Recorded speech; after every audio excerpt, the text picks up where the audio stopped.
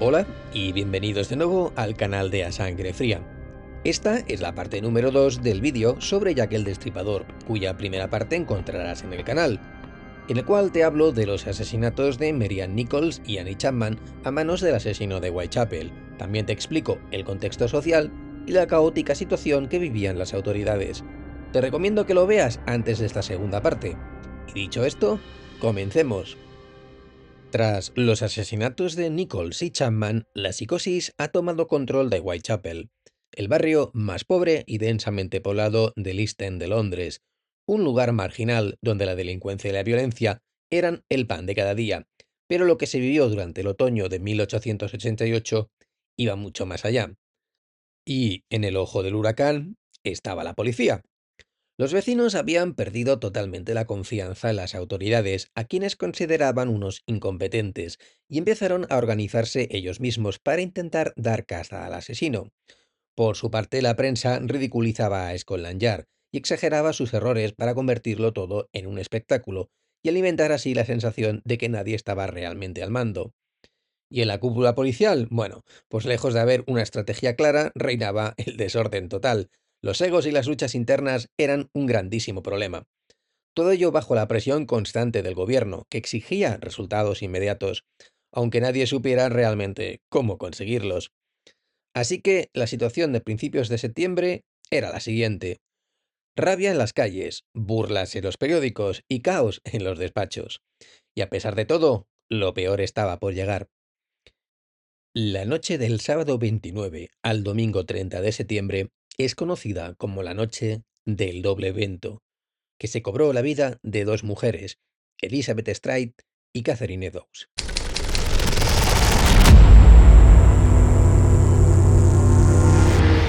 Nacida en Suecia como Elisabeth Gustafsdotter, la vida de Elizabeth Stride fue un círculo trágico que empezó y terminó en las calles. A los 22 años ya figuraba en los archivos policiales de Gothenburg por prostitución. Perdió a una hija recién nacida y padeció una enfermedad venérea que mermó su salud. Con una pequeña herencia, huyó a Londres buscando un nuevo comienzo. Allí se casó con el carpintero John Stride y juntos regentaron una cafetería, pero el fracaso del negocio la empujó al alcohol y al divorcio. Acabó en las Common Loading Houses, los rincones más infectos de la ciudad, y por el barrio iba contando la historia inventada de que su familia había muerto en el naufragio del Princess Alice para pedir limosna. Para el final de su vida, estableció una relación violenta con el estibador Michael Kilnin, con quien vivía. Como veis, su vida no fue de color de rosa. Y es la noche del 29 al 30 de septiembre cuando Elizabeth se puso una flor blanca en la solapa y salió a caminar. Y esta es la cronología de los hechos. A las 23 horas fue vista cerca de Burnett Street con un hombre de bigote oscuro y vestimenta respetable. A las 23:45, un testigo, William Marshall, la ve besándose con un hombre frente al número 63 de Burnett Street. El hombre vestía un abrigo negro y una gorra de plato de marinero. Marshall escuchó decir al hombre: «Dirías cualquier cosa menos tus oraciones». A las 12:35 del domingo, el agente William Smith la ve hablando con un hombre que lleva un paquete envuelto en papel de periódico. Solo un cuarto de hora después ocurrirá algo muy llamativo. Israel Schwartz, un inmigrante judío, vio algo que pudo ser vital para la resolución del caso. Israel caminaba por Bern Street hacia su casa. Al llegar a la entrada del Dudfield Yard, vio a una mujer que luego identificó como Elizabeth Stride, hablando con un hombre. De repente el hombre la agarra por el brazo y la empuja con fuerza hacia el patio. Elizabeth cayó al suelo y gritó 3 veces, pero no eran gritos fuertes. ¿Y qué hizo el testigo? Pues cruzar la calle para evitar problemas, pensando que era una pelea doméstica. Mientras cruzaba, Israel vio a un segundo hombre parado cerca de una farola, encendiendo una pipa delante de una taberna. De pronto, el agresor de Elizabeth se gira hacia Israel y le grita «Lipski», a todo pulmón, un insulto antisemita del momento. Israel vio que el hombre de la pipa se acercó a él y pensó que el agresor y el de la pipa iban juntos, por eso huyó corriendo de la escena, pero antes pudo fijarse bien en el hombre que atacó a Stride, al que describe como hombre blanco de 30 años, con un bigote castaño, complexión fuerte, no muy alto, vestía un abrigo oscuro y un sombrero de fieltro. Solo 15 minutos después, Louis Diemschut entraría con su carreta en el mismo patio y encontraría el cuerpo de Elizabeth, todavía caliente y con el cuello cortado de lado a lado. Louis grita, y varias personas del Club Socialista Judío, The International Working Men Education Club, salen con velas y se encuentran con la escena del crimen. Unos corren a buscar a la policía, otros se quedan haciendo guardia en la puerta del patio, creyendo que quizás el asesino aún esté escondido en las sombras. A la 1:10 llega el agente Lam, toca la cara de Elizabeth y nota que aún está caliente. Seguramente un sentimiento de frustración pasaría por su mente en ese momento, porque Lam era consciente de que el hombre más buscado de Londres había estado ahí apenas unos minutos antes. A la 1:16 llega el doctor Blackwell, quien confirma la muerte y se da cuenta de que esta víctima no ha sufrido mutilaciones abdominales.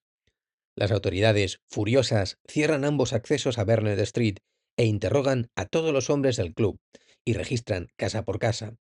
Israel Swatch es llegado a la comisaría y declarará el incidente que presenció.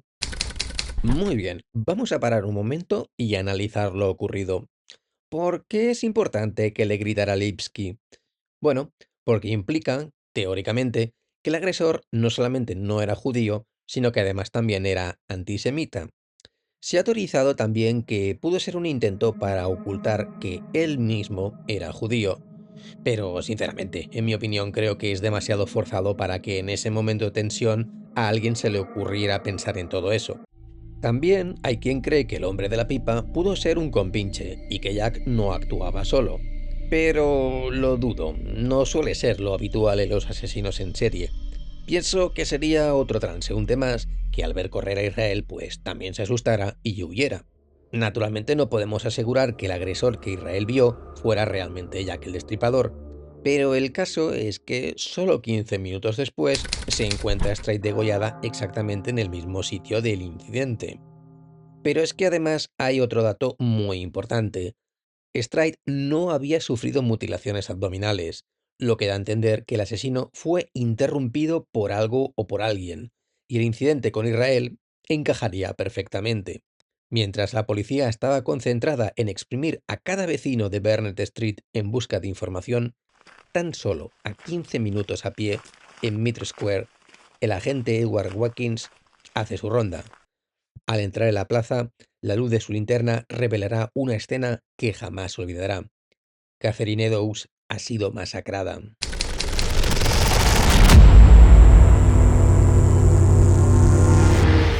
Catherine Eddowes nació en Wolverhampton en 1842, en el seno de una familia humilde.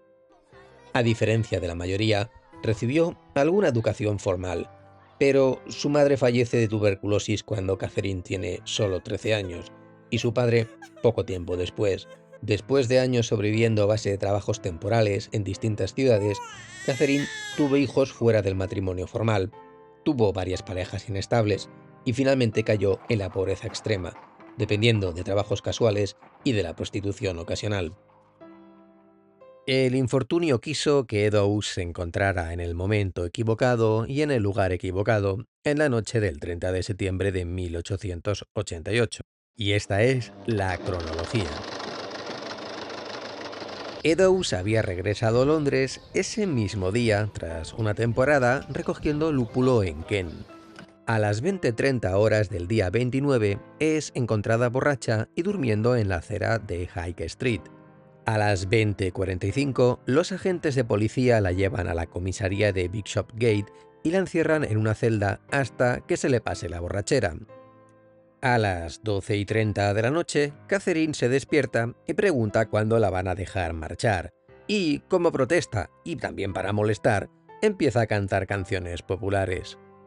Así que a las 12:55, el sargento local, un poco cansado ya de escucharla, decide que ya está lo suficientemente sobria y la deja marchar. Al salir, se gira, mira con sorna al sargento, le sonríe y le espeta: «Buenas noches, viejo». Ese fue el peor golpe de suerte que pudo tener, porque de haberse quedado en la celda un poco más, tan solo 10 minutos más, es más que probable que Eddowes no se hubiera encontrado con su fatal destino. Desde luego es mala suerte, porque Eddowes llega a Londres ese mismo día, la noche justo en la que Jack el Destripador va a salir a hacer de las suyas. La detienen, pero Peony en la cárcel estaba a salvo, pero la dejan marchar en el horario justo y se va en la dirección exacta donde puede encontrarse con el asesino. ¿Qué probabilidades había de eso? A veces la suerte parece escrita. Catherine camina hacia el sur, presumiblemente buscando dinero o refugio. Entre la 1 y la 1:30 es descubierto el cuerpo de Stride y la policía inunda la zona.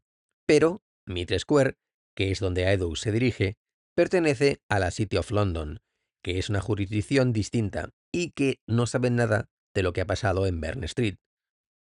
Es a la 1:35 cuando ocurrirá algo muy importante. Tres hombres, Joseph Lavende, Joseph Ian Levin y Harry Harris, salen del Club Imperial de Duke Street. Ven a una mujer, que luego reconocerán como Eddowes, hablando con un hombre en la entrada de Mitre Square. Lavende, a preguntas de la policía, podrá facilitarnos una descripción del hombre que acompañaba a la mujer, que luego identificaría como Catherine Eddowes, y probablemente sea la descripción más certera y realista del aspecto que pudo tener el destripador. Esto fue lo que declaró. Vi a un hombre y a una mujer. Estaban de pie en la entrada del pasaje que conduce a Mitre Square desde Duke Street. Ella estaba de espaldas a mí y puso su mano en el pecho del hombre. Solo vi la espalda de ella, pero por su ropa estoy convencido de que es la mujer que he visto muerta hoy. Sobre él puedo decir que era un hombre de unos 30 años aproximadamente y 1,72 m de altura. Tenía la piel clara y un pequeño bigote rubio. Llevaba una chaqueta de caza de color pimienta y sal y una gorra de tela con visera del mismo material. Tenía un pañuelo rojizo alrededor del cuello. Su apariencia era la de un marino. Iba caminando bastante rápido y no le presté mucha atención. No creo que pudiera identificarlo de nuevo. Estaba un poco más lejos de la mujer de lo que yo estoy ahora de usted. Estaba de pie y en silencio. Y hasta aquí la declaración del testigo. Además de su declaración pública, el inspector jefe Donald Swanson anotó en su informe interno, basado en el interrogatorio de la Lavende, un detalle técnico que a veces se omite en la prensa. El sospechoso llevaba una chaqueta holgada, como una chaqueta de caza, y una gorra de tela gris con una visera de la misma tela. Tenía un aspecto algo precario, como el de un shabby gentil, más bien como el de un marino. Veréis, en el informe se utiliza el término shabby gentil, que en este caso resulta bastante importante, porque shabby gentil significa alguien que intenta mantener las apariencias de clase media, pero cuya ropa está desgastada o sucia. Es decir, no era un mendigo, pero tampoco era un caballero rico. Además, también se incide en el tema del silencio. La Vende recalca que la persona a la que vio no hablaba. Esto sugiere que el trato ya había sido cerrado o que el hombre simplemente estaba esperando el momento para entrar en la plaza. Bueno, pues ya sabemos lo que la Vende declaró, que de hecho es muy importante. Pero, ¿qué fue lo que declararon los otros dos testigos restantes? Bueno, pues Joseph Ian Levin, que era comerciante de carne, era el que más cerca de la Vende estaba, y su testimonio es famoso por ser el más evasivo, lo que ha generado teorías sobre si realmente pues, reconoció al asesino y tuvo miedo de hablar, especialmente si el asesino era alguien de la comunidad judía como se sospechaba. Y esta es su declaración exacta. No presté atención a la mujer. Vi a un hombre y a una mujer parados en la esquina de Duke Street y el hombre era apenas un poco más alto que la mujer. Aparte de eso, no noté nada más sobre él. Me sentí un poco incómodo y le dije a mi amigo, a la vende, no me gusta la apariencia de estos dos. Me voy a casa. Así que no podría darles una descripción ni del hombre ni de su ropa.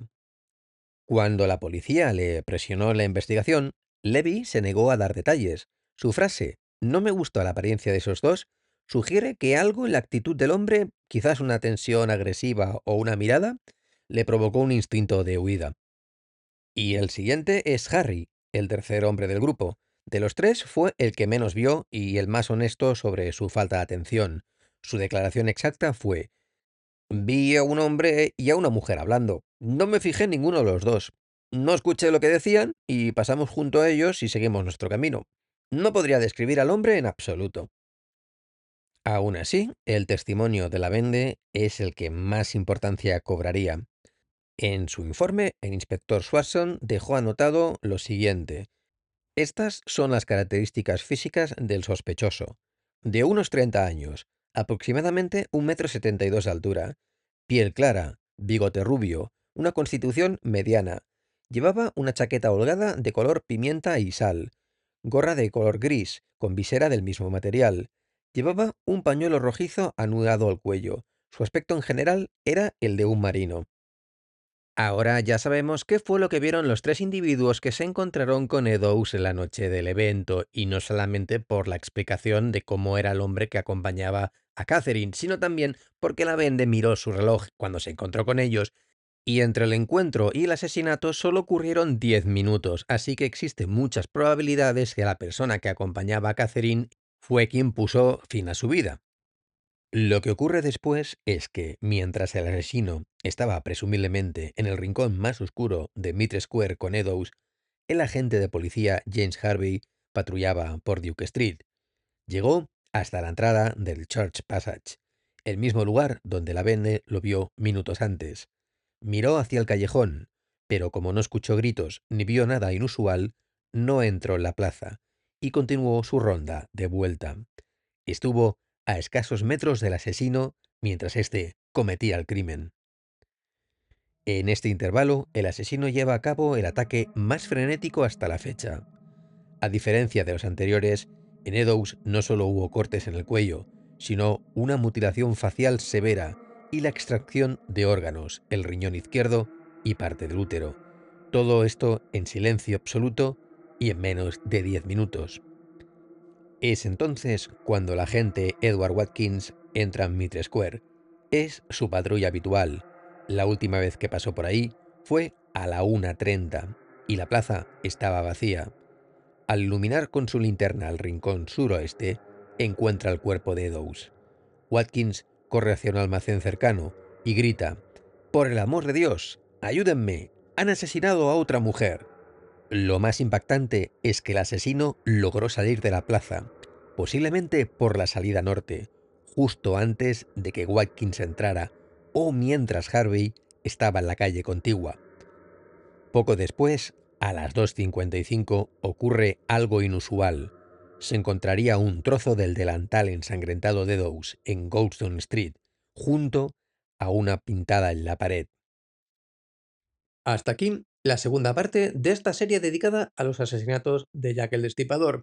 En la tercera parte hablaremos sobre el graffiti escrito en la pared, sobre la última víctima, Mary Jane Kelly, sobre el papel de la prensa y todo el circo mediático que crearon en torno a estos asesinatos, de la desesperación de la policía y, naturalmente, de quién pudo haber sido Jack el Destripador. Recuerda que si te gusta este contenido le puedes dar un like, suscribirte o darle un hype para ayudar a llegar a este canal a más personas. Nos vemos en la siguiente entrega. Hasta otra.